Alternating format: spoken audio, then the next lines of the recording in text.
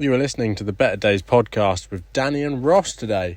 They film an awesome episode with Alfie up in Scotland. Where do you think they are? Stunning view, riverside, awesome podcast location.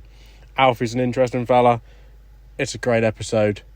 They talk a lot about Alfie's career, Alfie's expeditions, where he's been around the world, some funny moments in Sweden. I hope you enjoyed the podcast as much as I did. And let us know who you'd like to see next. Yeah, pretty well. Andy's come up and good mates. Little threesome we've got going on. Yeah, it's lovely, and it's been long awaited. Yeah, this is one that we've wanted to do with you for a while. I've been watching you guys doing it and want to get involved. So. But where we've just been in different places, it's one of those. It's always been hard to figure out. Yeah. Scotland's great, but everything's so far apart. That's the issue. Well, isn't it? Like, yeah. At least where I am, I'm right in the middle. So for me, all of Scotland's about like max 3 hours. Yeah, you're available to go anywhere. Yeah, the thing with Scotland is, if you were back home and someone was like, let's just drive 2 hours and like do something for an hour and then drive 2 hours back, you'd be like, fuck no off, chance. I'm not doing it was that. like when we did the Finhorn. Went for one 3 hour drive for one section and then drove 3 hours back. So we were there if I was at home, if someone told me to go to Swansea for the day, I'd tell them to do one. Yeah, but now up here it's like, I'll get it. No stress. So how have you been recently, mate? Yeah, good, man. Work's been busy, innit? Like, summer season, heaps of people around. Tell people what you do for a living. What I do for a living? I work as an outdoor instructor for a living. Love that. Yeah, man. It's I do a little bit of everything, like mountain stuff, rock stuff, paddling. Yeah. I do a bit of like high rope stuff. Is there high ropes? Is there? There's a high ropes. It's actually more fun than I thought it was going to be. Yeah. When you get clients in, it's all down to perspective for them, isn't it? Because for them it's huge. Wicked. So when you make that a good session, it's always going to be quite a fun session, regardless, isn't it? Yeah. But that's so like because recently, obviously, me and you got our qualifications together when I first go a little bit closer if you can. Sorry, I get so paranoid that you can't hear us. Miles away from my face. So me and Alfie kind of got our first like load of qualifications in order to get into the industry together. Yeah. But so now you're actually like kind of qualified to do what you're doing. I'm qualified to do but my job. before that, you did some pretty cool stuff out in Sweden, didn't you? I did, yeah. Spent straight out of university, studied film.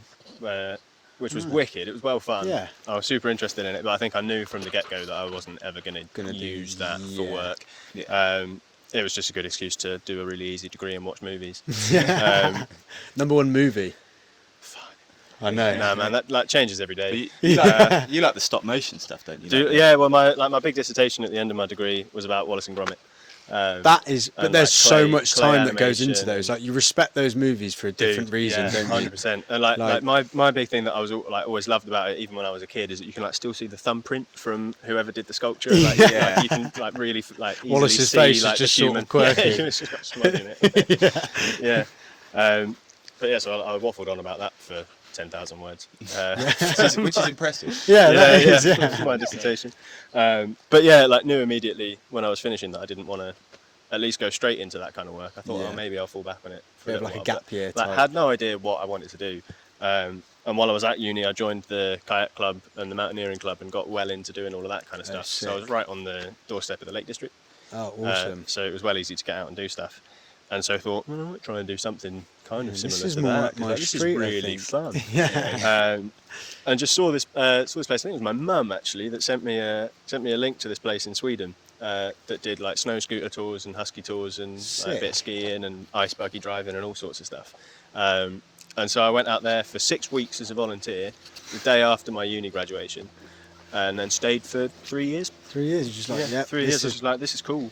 Flying on the back behind some huskies must be a cool job to do. Fucking hard work. Though, Every time it snows, we had 300 and something kilometres worth of trails, which the dogs can't run in deep snow, so they need it to be packed and maintained. So every time it snowed, it was let's go out and groom the trails. And would you clear the trails as in like just flying around on? No. Sort of. Like you're driving around on the snow scooters and you've got this big roller, it's like scraper thing on the back of it to just like pack the snow and then scrape the top layer out of the way. But because the rollers were plastic, they'd melt if you drove any faster than 25 kilometres an hour. So you were stuck at 25, just me that way around. It took about 12 hours at least Christ to do all the trails. And that was every time there was a big dump of snow. Every time there was a dump of snow, which was about twice a week. Yeah. Jesus Christ.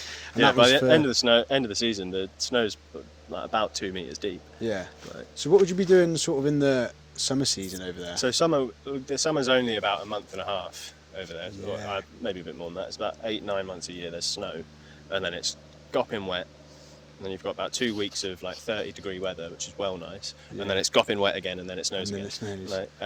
But over the summer we'd do like a bit of rafting, a bit of canoeing, some mountain biking, and so over there you were slowly being dabbling into it, and like finding that passion for sharing the outdoors with people. Just getting not getting the qualified, like certified to be able to it was a proper cowboy company. They're like probably won't name them. They didn't, like, our first aid training was the owner of the company showing us wrong how to do CPR.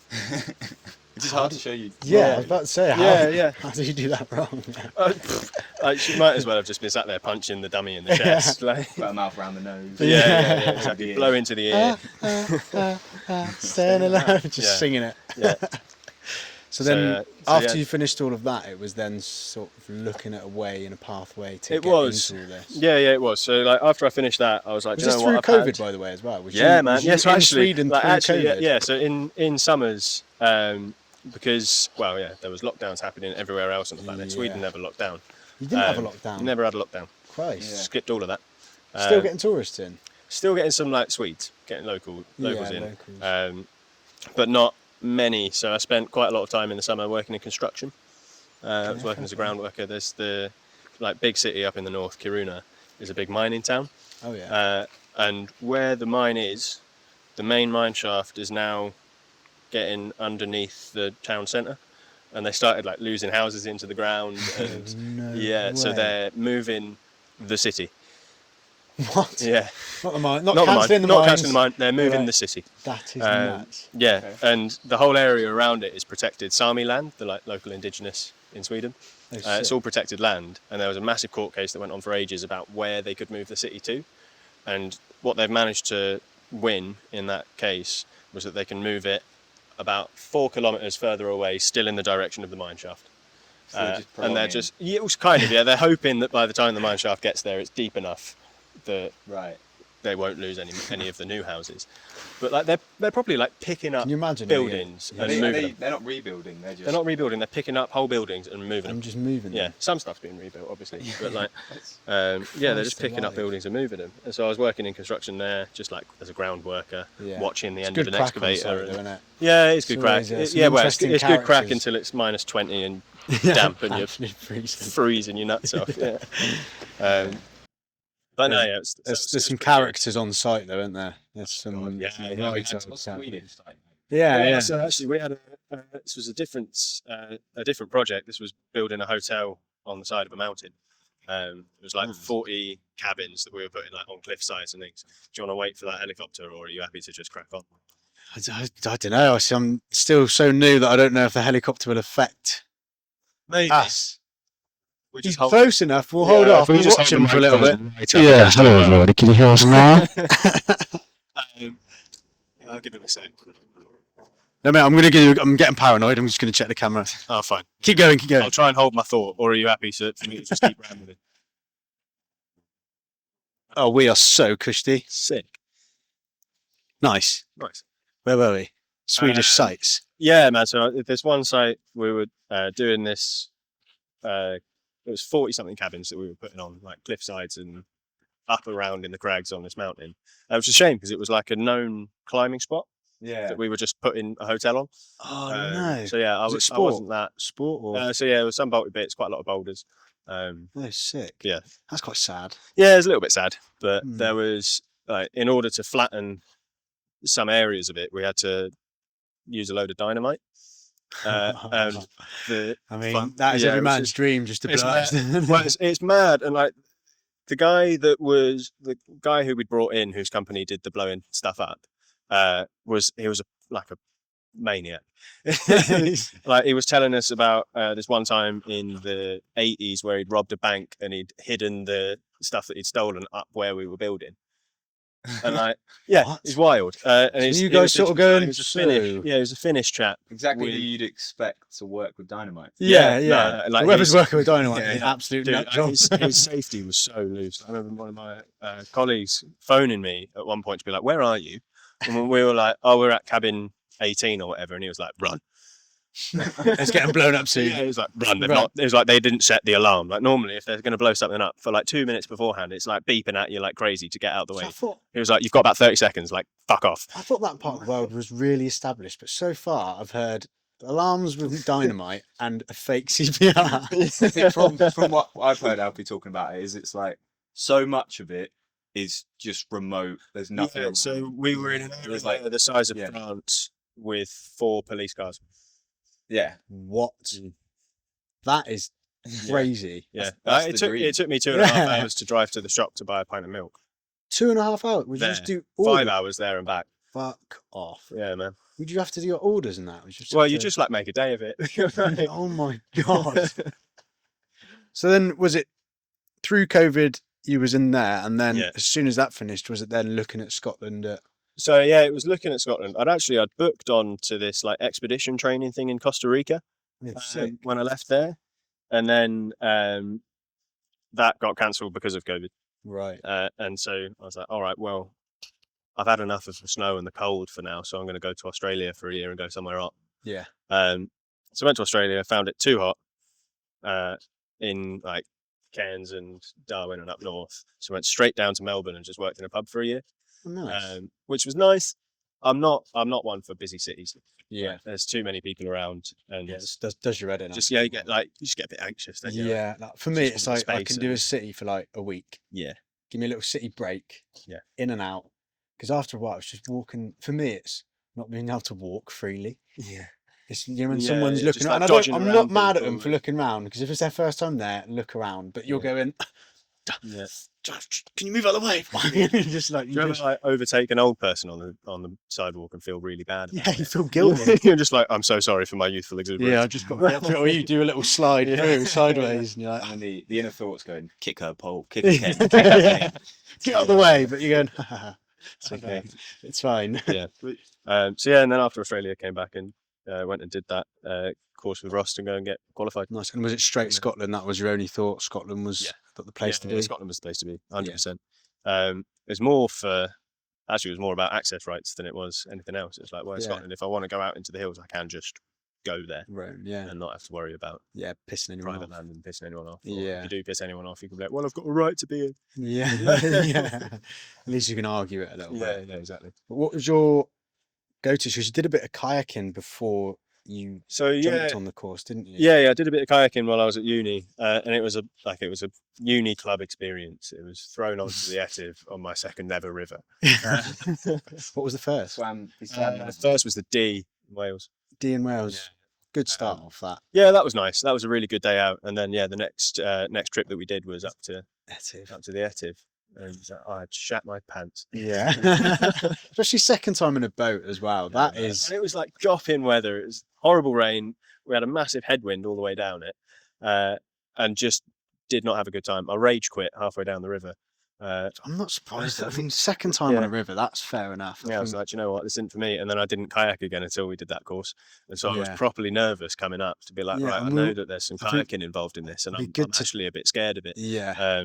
But then, went in and started it, and I was like, oh no, this is actually... Where did you get to before you sort of gave up on the Etiv? At what point did you get to and you're like, nah, not ready? Pretty much got to triple step. Yeah.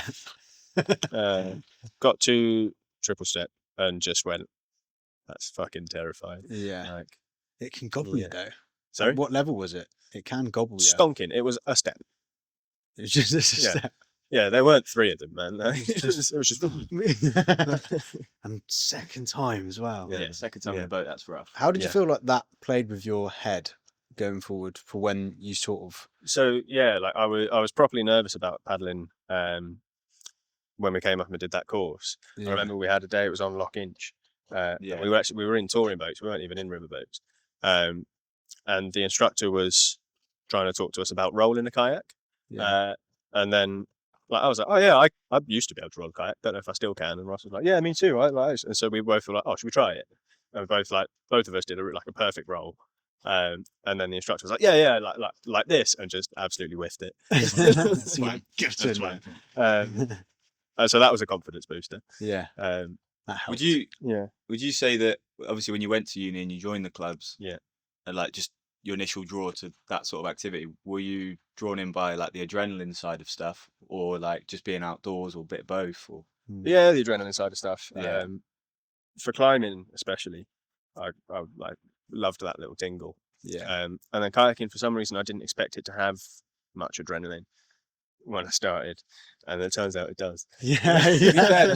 Before you kind of know anything, you sort of look at a river and you go, wait, it's water, so well, yeah, exactly. nothing bad can happen. It's a soft landing, Yeah, literally. And then you learn more and more about rivers and go, oh shit. Yeah. And then you get like first time you get into something big and pushy, you're like, fuck. Yes, this can go wrong very quickly. It's like not much that I could actually do to save myself if this did go wrong. Did you have anybody with the uni ones, like sort of that was say the lead, or was it all of you in the same boat? No, there was a lead. Actually, like I think like the president of the club at the time that I was there was actually super sound, and did do quite a lot to manage group safety stuff. But then, like everyone around him, in the case of going to the Etiv, everybody around was just like, "No, it's going to be sick, man. It's going to be well good. Look how much water's in it. It's wicked." Yeah. And then you sort of just get lost and carried away in that. Yeah. Until you're actually on the water and you're just kind of like alone in your thoughts in your boat, and you're just like, "Fuck this." Because it is a group thing in terms of hype and bringing everybody together, but then when you are in that boat and it's you down the river, it's an individual sport in that sense, isn't it? Is that you are so you're with the group as soon as you've eddied out at the top of something and like everyone else has gone down, or you've left everyone else in the eddy. It's literally you, your boat, and that drop. Yeah. And you're just like, how can I get myself going here? But it's good for the head, isn't it? It's one of those. Nothing else matters, does it? And it's just like the only focus of that moment is to make it down. Let's get to the rest of the group. Let's get past this. And it's like any troubles that you had before.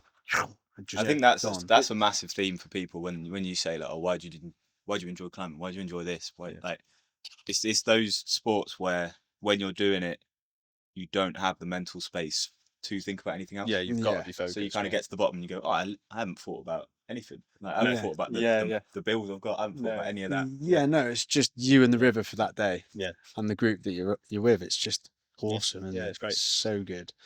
So then you finished active. Yeah. And you guys did quite a lot of climbing and paddling together, didn't you? We did heaps for a couple of years. Over time, especially when you were working. Yeah.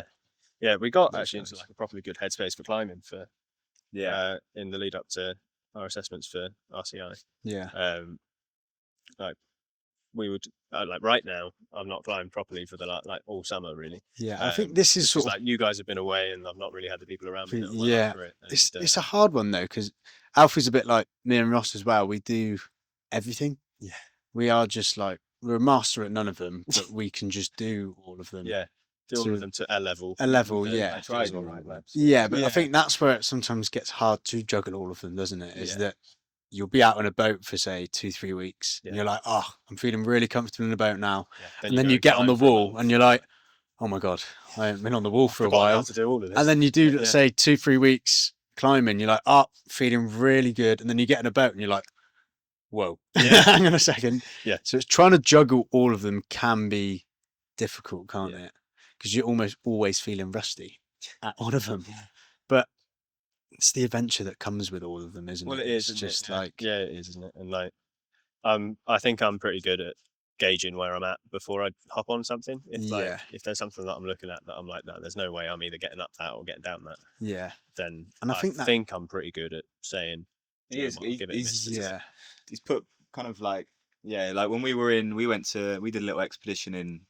Oh, that was in Noida, wasn't it? Yeah. A little expedition in Noida. It was pretty wet conditions, sort of, for a lot of it. It was quite damp. Yeah. It was pretty damp. And I remember we were kind of going along this ridge and we were sort of just looking up at this bit that was like sort of vertical. The day before that, we were trying to do a scramble that had ended up being vertical heather gully.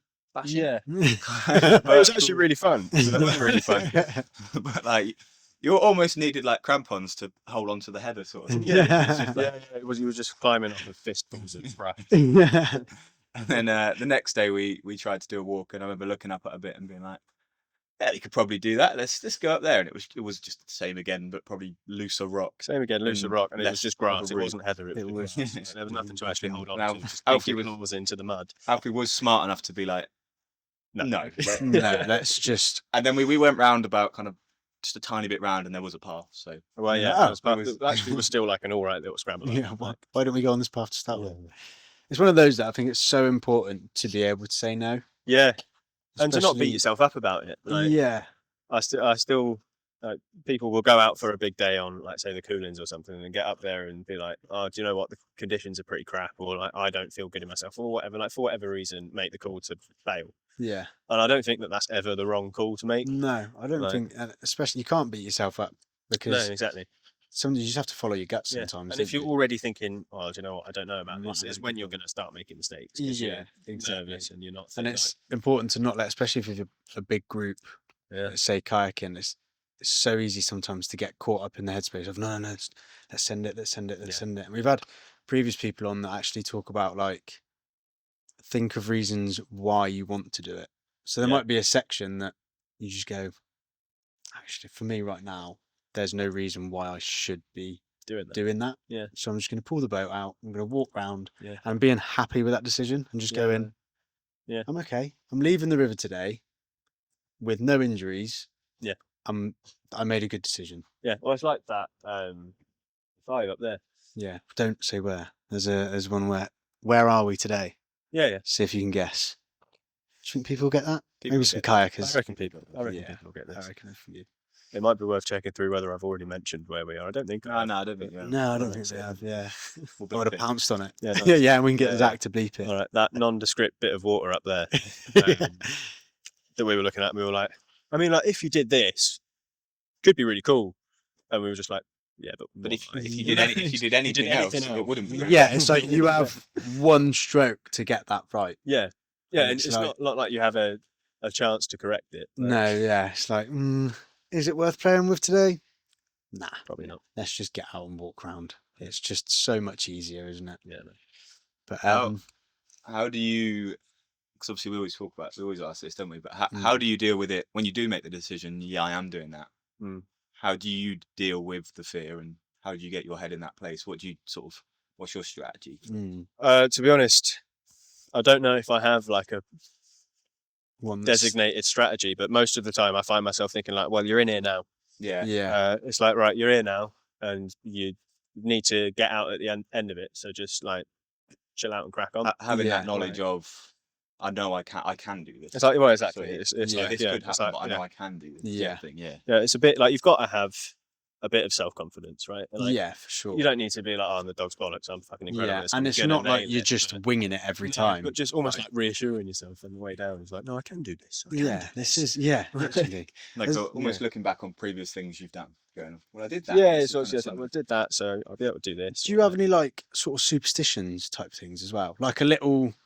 Like a ritual or... Yeah, full on fire. Yeah. But like something that, say, at the top of Top Drop or Morriston, you sat in that little eddy. Yeah. Just got a little thing that you like. I know sometimes for me, I always like making sure I've got a fully clean shaft on my paddle. Yeah. Like if there's a bit of grit or a bit of stone in between my hands. You had to clarify that it was on your paddle. Yeah. But I like making sure that it is just like there's no, because sometimes man, I mean, it's a pretty pristine paddle anyway. So it's you don't want it to look the worst paddle known to man. The Walker's crisp. But yeah, for me, it's like if there's a little bit of grit in between my hands and then a nice eddy before something big, I'm like, oh no, I just want to make sure. I mean, to be honest, that bugs the hell out of me on any part of it. Yeah. So if I've got a bit of grit on my hand, I'm cleaning it. And just like sometimes I give myself a little splash in the face, wake me up. I always do a little splash in the face. Yeah. I'll do a big. It sounds a bit wanky, but I'll do a big like cleansing breath. Yeah. Just do like a big. Yeah. Just like chills you out a second and gets you a bit in that zone. And almost like when you do that and you go like take a couple deep breaths, that's you being like, right, I'm committed. Yeah, right, I'm this committed. is it now. I've got this. Yeah, nothing else is going on in my head apart from what I need to do. It just empties out all the junk, right? Yeah. But how would you say that? Because kayaking, it's very easy to have a moment, and it might be one section that's just like, boom, you're through, and then you're sort of, you find yourself in a calm spot going, oh. But how would you say it translates to climbing? Because some trad routes you could be on for 10, 20 minutes. Yeah. And that is prolonged in that sense. Yeah, there's a lot more cleansing breaths that happen trad climbing. But it's like sort of similar, and it's just everything's a bit more slow paced.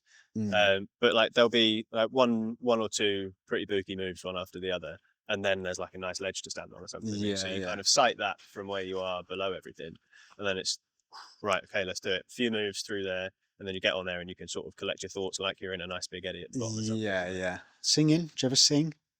I sing all the time to myself, man. Like, Yeah, I go for a few. I mean, I've been singing Kasabian all day. Yeah, that's one that's been stuck in my head. But there's always a song. Last week I have had "Losing My Religion" by REM in my head. That's a good one. Been walking around, that's me in the corner. There's always you're climbing a crack. Yeah. I made the mistake the other day of me and Ross did a route, and I made the mistake of stupidly saying out loud, "I might go." Nah, don't do And I that. instantly knew when I'd said it, I started arguing with myself. Going, no, Yeah, It was also don't say that. clever move because I knew to be ready. Yeah, it made you aware, but it Yeah. made me sort of go, no. I didn't like the fact I'd said it out loud. Yeah. That made me sort of think it was actually coming Gonna into happen, play. like, Yes, and I was just there like, no. And Yeah, then I mean, regathered myself. I've done that with you a few times. To be like, I might go here, and then it literally takes about 3 seconds, and I'm off the wall. Yeah, but that one I managed to just go. But I think you Max. were more aware. You were more kind of annoyed at saying that because you were climbing a grade that you feel comfortable at. Yeah, You are comfortable at. Yeah, And that was almost a personal pride thing of being like, no, I shouldn't go on something like this. Why did I say that? Yeah, why am I? Why There's like, nothing wrong with it. We don't even know if we were on the route.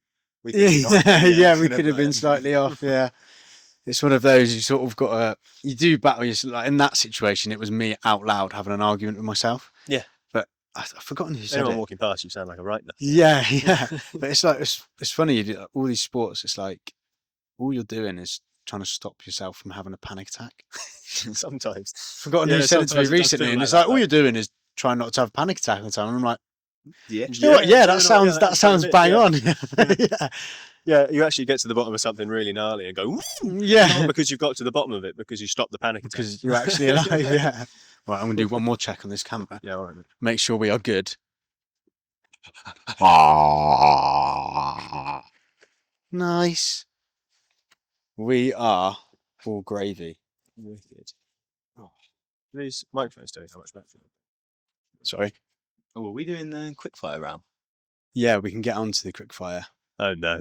Yeah, we'll leave that one close to the end. I need to try and remember. They're on my phone. We've just spent the last. You got them on your phone? Last time. Oh yeah, lovely. Sweet. I know that we've just spent the last 15-20 minutes talking about how we deal with being under pressure, but I'm not good under pressure. Yeah, well, to be fair, I always say it's one of those. I say quick fire, and we talk about each one for about 20 minutes. So it never ends up being quick fire. Yeah, no. But in terms of plans for this year and sort of aspirations for this year, what are you thinking? I mean, well, the big thing, to be honest, is outside of like outdoor stuff at the minute is that my partner and I just bought a house. Yeah, We're moving into. and that is in. I say adult. I say Yeah. we've bought a house. She's bought a house, and I'm moving into it. Legend. Take notes. Yeah. No, she's been brilliant. So like that at the minute, like that's happening at the end of this month. So that's the big thing that's like consuming most of my headspace at the moment. Yeah, nice. And that is moving into Inverness. Inverness, that'll be Lovely location, that isn't it? Yeah, and where I'm working at the minute, they've got a base in Inverness, so for next season I can scoot over there potentially and do some work with them. And they do quite a lot of expeds, paddling stuff. Nice. The next qual that I'm looking to get sea kayak leader. Nice. Started the like navigation and planning course for that. Awesome. Little prerequisite, and then just need to get out into some shitty conditions on the sea and Put yourself through it a little I can bit. do a bit. Yeah. Sounds like you're kind of almost a bit excited for winter to have a bit more time to do the personal side of stuff. Yeah. Like obviously this winter is going to be a big one for getting out in the hills. Yeah. Start building up a logbook for winter ML. Yeah, nice. So yeah, get out and try and find the snow to build myself a snow hole a couple of times. Fingers crossed we get some nice Fingers conditions we get a this good year. winter. Yeah. Fingers crossed, because last year wasn't the best. No. But I was again, in Spain when we got that 2 weeks of good winter. Yeah. I missed that completely. So. Yeah, right at the start of January, it was January, really good, wasn't it? And I wasn't here. The days of proper winter in Scotland is slowly gone. dying. So it's one of those that you do need to be here ready for it, don't you? Like when it drops, you need to be able just to go. You can't really bang. like book a trip in February anymore. No, You've got to just like make sure that time. you are available and ready just to hit everything straight away. Yeah, no. But yeah, but that's it. Like to be honest, the main aspiration is to just keep enjoying what I'm doing. Yeah, that's it, isn't it? It all comes down to enjoyment, doesn't it? Yeah. And it's like I think one thing we were briefly speaking about it earlier, is one thing I get caught up on is looking at all these guys that are way better paddlers, way better climbers, and you get sort of so focused on trying to hit a certain point that you don't actually settle down and go, do you know what? We've actually come a long way ourselves. Like we're here just to have fun, really, aren't we? Like, exactly. Not doing this for any other reason, really. No, just to live a happy life. Live a happy life. It's and good fun. Compare it like I think everybody's guilty of comparing themselves, aren't they? And just you can really beat yourself up in that 100%. sense. Yeah. But stop every now and then, just stopping and going. Actually, we've come a long way in the 3-4 years that we've been. Like, with sports like climbing, obviously you can chase the grades. Yeah. But if you're max grade at, I don't know, say bouldering is a V3. Yeah. Actually, it's as hard as you can do. That you get the same feeling out of doing one of them as someone who can climb V, fucking whatever. Yeah. Because that's really hard for you. The other thing's really hard for them. There's no less enjoyment out of it. It's just you're just competing against yourself. Yes. It's the same with the rivers. You can sit and we said it with Danny J. It's like you can actually still jump on a flat river and still have just as much fun 100% as jumping on the Morriston or something. It's just all that enjoyment of actually being outdoors. Unless you're going for the Olympics or like anything like that. I would say if you've got like a proper like competitive goal, then fair enough. But I don't think any of us do. No, it's just having as much fun as humanly possible. Yeah, like I want to start sort of building up, getting into some more consistent, bigger water. Yeah. That's why I've just bought a creeker. And that's a bit of a change from the i3. Getting rid of my full slice. Yeah, that almost goes against what I just said, because I agree getting into that sort of stuff would be more fun than the other rivers. Yeah. I think hold on to him for a little bit. But it's still like a personal challenge for ourselves. Yeah. Well, if you boys buy it, then I can still use it. You go halves on it, couldn't we? Could go halves. Yeah. It's a wicked deal if anyone's interested. But that's the Go on, so flog it. Go on. Flog it. So it's a Piranha i3. It's full slice kayak. We'll be gone by then. Outfitting's pretty hanging. The backrest is just tied off on one side. You can only ratchet it on the right hand side, and the right hand thigh brace isn't actually attached. So you just kind of wedge it in. Price? 180 quid. All yours, whoever wants it. No dings, no big gauges. Gauges. You've put mileage on it though. I put some mileage on it. I mean, I've paddled everything that I've paddled in it for the last. Was you on the Etiv on that? Years. No. Okay, I was going to say. No. Christ. Yeah, I mean, like I was this close to bringing it to the Morriston. Yeah. Great when we were both, obviously, because we kind of learned to properly whitewater kayak at the same time. It was just me and Alfie going out, because I was obviously in like a Mamba. Yeah. And then Alfie's in that fucking full slice boat. So anytime he would, I don't know, punching through a wave or something, I just look back and Alfie's just getting looped backwards. Absolutely engulfed in it. I'd watch you just like bounce over little wave trains, and I was like, through everything. Right? So, how would you say sort of the outdoors has helped your mental side?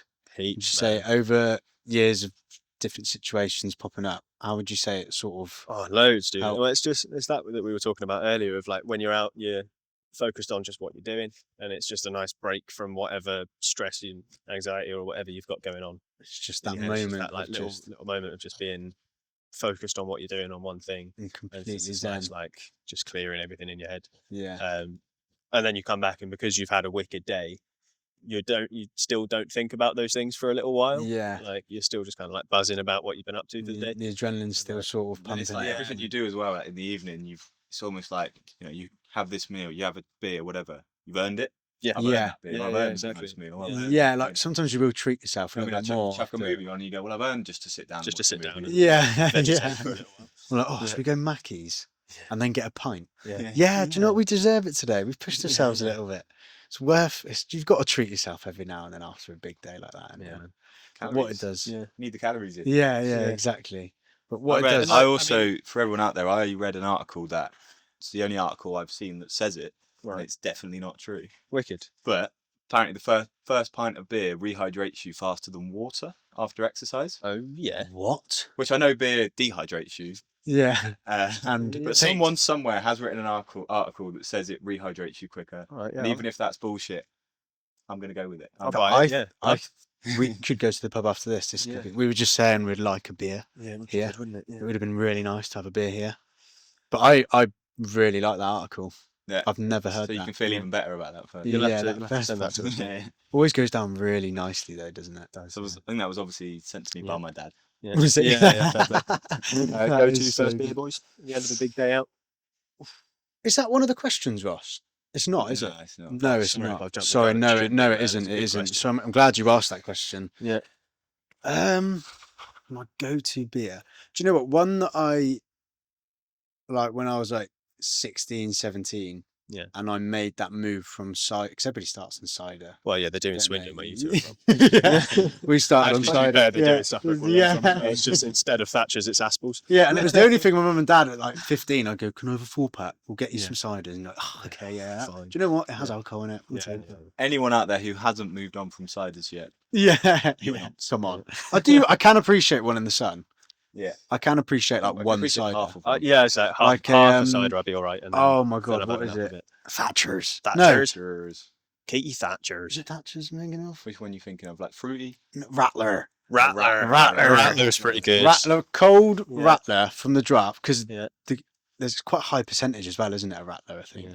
Reasonably. But again, that's cider based, beer based. I'm going.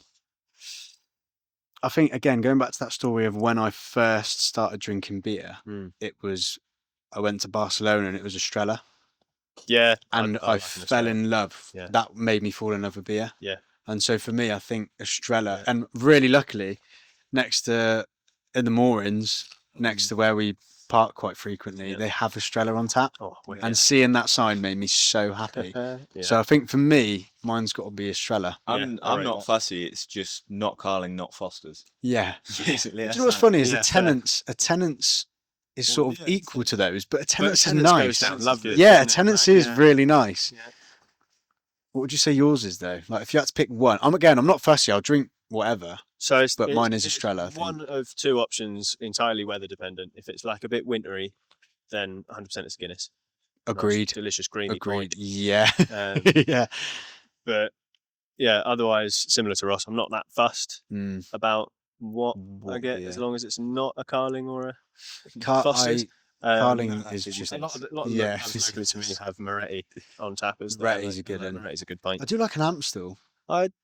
No. Do you not like an Amstel? Not heaps. I really like an Amstel. I liked an Amstel while I was at uni because it was the cheapest pint they had. Yeah. Just give a British man a foreign sounding beer and he's like, this is nice. I'm in Spain. Yeah. Then it's Carling, you're like, piss off.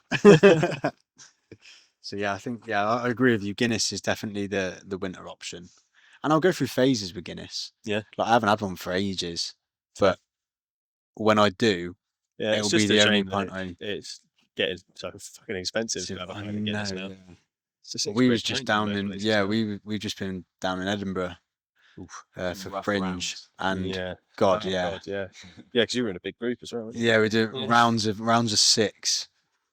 But that come round very quickly, didn't it? I mean, before we knew it, we were like 12 pints in. We were like, Jesus. Has everyone bought 2 rounds? Fuck, that's 12 pints. Yeah, we were nice. We just get home now. We can't do another round of this, can we? But I think going off that, for me, like I can sit in the outdoors and be in the mountains, be on the rivers forever. Yeah. But sometimes it is nice to get away. and just have a little sort of like what we did in Edinburgh, just a little couple days, and just forget, not talk about it.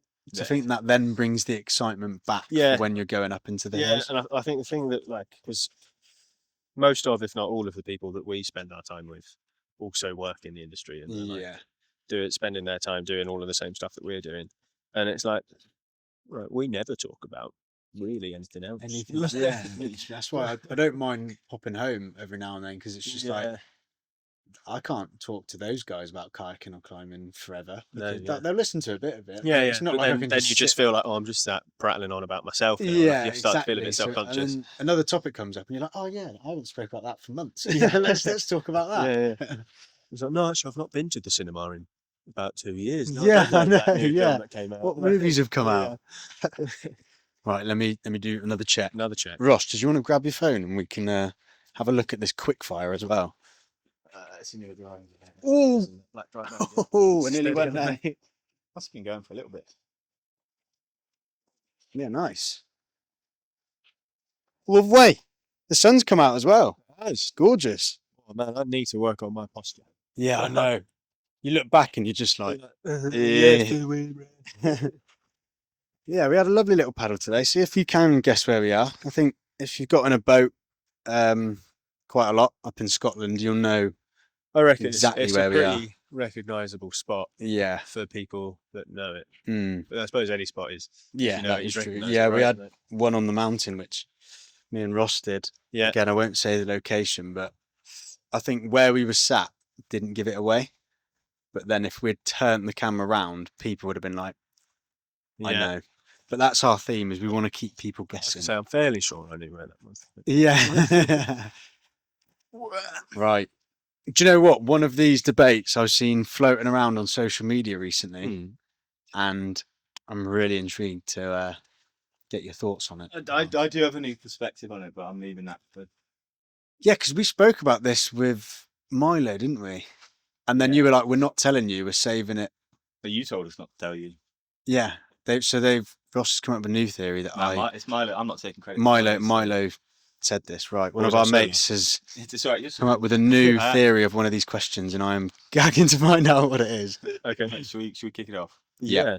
Right. So your favourite snack on the hill or on the river when they're outside? Crispy chili peanuts. You know, the ones that are like coated. They're really good. So good. Cannot resonate. I'm allergic to peanuts. Well, yeah, but do you know, it annoys me so much. They're not the best one for being on the hill. Good calorie-wise. Good, they're all right calorie-wise, yeah. But I think they're just like my go-to snack, and it's what I thought of straight away when you asked that. Yeah, you do always have. But but I think on the hill, I quite often have like a Bombay mix. Oh yeah, you just like pick at as you're going around. It annoys me so much. Like stopping for lunch. I quite like to just graze as I'm going along. Yeah. Otherwise, you like sit and get cold, and I hate stopping for you're lunch, not making progress. But if you're gonna get the jet boil out, I hate you. Oh man. Yeah. No, just have a quick sandwich or something in there that you can just go bang, go. Yeah. Pasta. Was that one trainee? Actually, I think you'd already gone. I think you'd already left that. But we had one trainee that I think lived exclusively off of canned food, and so he'd bring like a can of chili and his jet boil every time we went out for a hill day. And like we stopped for lunch. We're like, right, now we've got to wait for him for an hour. Yeah, just to cook his stuff. I haven't factored in this hour lunch break. No, I actually just hate the fact I'm allergic to peanuts. Yeah, it does my head in, because the amount of sort of groups I've been involved with that's quick snack, and then you're there like, fuck. Yeah, man. It's such a good source of protein as well, isn't it? And like a packet of knobbies with a pint in the pub. Yeah, and the peanut butter does look really good. I wouldn't ever question it. Yeah, it looks incredible, but I just cannot eat it. Are you a crunchy or a smooth man? It depends, to be fair. I like both. I like crunchy if I'm doing it with. Because I like doing toast, Marmite. Well, toast butter, Marmite peanut butter. Marmite and peanut butter. Yeah, it's banging. I'll have to try it. You've got to do it. I like both of them. A Marmite toasty as well. So cheese toasty, but Marmite as well. Oh yeah, that sounds good. I've never heard of that. Sounds better than Marmite and peanut butter. I don't think peanut butter has enough to it. I need more kick. Yeah, I mean, I'm a fan of a PB&J. Yeah, PB&J. There's got to be blackcurrant jam. Got to be blackcurrant jam. So if you're going, are you going Bombay mix as your go-to snack? I'm going to go Bombay mix as my go-to snack on the hill. All right. Nice. So next question: the prettiest place you've ever been? or your favourite? Blimey. Probably the Andes. Yeah. Yeah, it wasn't as exciting as it sounds when I just say the Andes. It was the. We'll leave it at that. Yeah. No, it's just that exped I did in the Andes. Yeah. It was like a 5-day hike out to Machu Picchu, or as my mate called it because he couldn't read Mount Pikachu. And yeah, there was this one spot I might be able to point to it on the map. I've got the picture still on my phone that I took. There's one spot as you're like descending, and it goes from sort of like rocky, snowy mountain into rainforest, and then it's just like opens up and expands down this valley in front of you, and it's just like incredible. Yeah, fully took my breath away. Couldn't speak for a minute. This the most beautiful thing that I've seen. Yeah, that's a good one though. Yeah, I'll give you that. It was just a beautiful day. The weather was perfect for it, and there was just like that, like when like stuff disappears back into the distance and just gets like gradually more blue. Yeah. It's like all of that you're looking at. It's like I'm in heaven. Yeah, it was amazing. I made it. Yeah. Quite hard to keep going. I was like, can I just stay here? This is it. This is me. Yeah. Do you ever get it though when you like go to a place like that? It's like, I wish I was. So at that point, was you into climbing or? Yeah. Hiking? Yeah. So walking around, looking at all of the crags, just like, whoa, that looks incredible. That looks amazing. Look down there, and there's this wicked looking bit of water, and you're like, I'm just here plodding along with a bunch of people from my university that signed up for this. Yeah, like you need to go back and take your kit out, and it was. But it was good fun. Yeah. But it was like just one of those like uni for charity expedition to Machu Picchu. Good cause then, of trips. At least. Yeah. Yeah, we raised about $7,000 for our chosen charity. Nice. What was your chosen Action Against Hunger? We did that for. Oh, nice. So just like tackling hunger, I suppose. Didn't work. People are still hungry. Yeah. I'm hungry now. Yeah. So next question. If you've got one, your worst injury. It's probably my back. Oh yeah, you did. It's just like a chronic back pain from crashing a snow scooter. It's not spinal, thankfully, but it was just like one of those impacts where everything around your spine to protect it just goes crumpled and, up, like seizes right up, and I've never quite got it to release. That was about 3 years ago now. So I try and keep up with physio stretches, but I'll be honest, I'm not brilliant at doing that. I've never seen him do one. I'm the same as that. Lived in the same place for 2 years. We'd shared a room for a year. Yeah. Yeah, but I've got one of those massage guns now.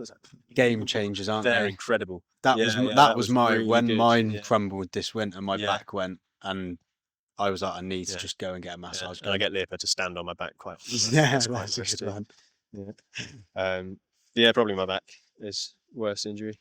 Sweet. This will be a quick one. Tea or coffee? Coffee. Coffee. Easy. Black coffee. No sugar. Black coffee, no sugar. Black nice. coffee, no I love sugar. the detail as well. Sweet. Okay, this is the big one. Mm-hmm. The big debate. Go on. Tears families apart. I'm so ready. It's a Jaffa cake, a biscuit, or a cake? It's cake. Is it? Straight off the spot. Yeah, man, it's cake. Well, where'd you buy it? Biscuit aisle. The supermarket. But where? I suppose it lives in the biscuit aisle, but I feel like that's more of a failing of supermarkets than it is of Jaffa cakes. Yeah, but it's like would you all of would you them. expect to find them in? If it's a biscuit, man, it is old and stale as fuck. Yeah,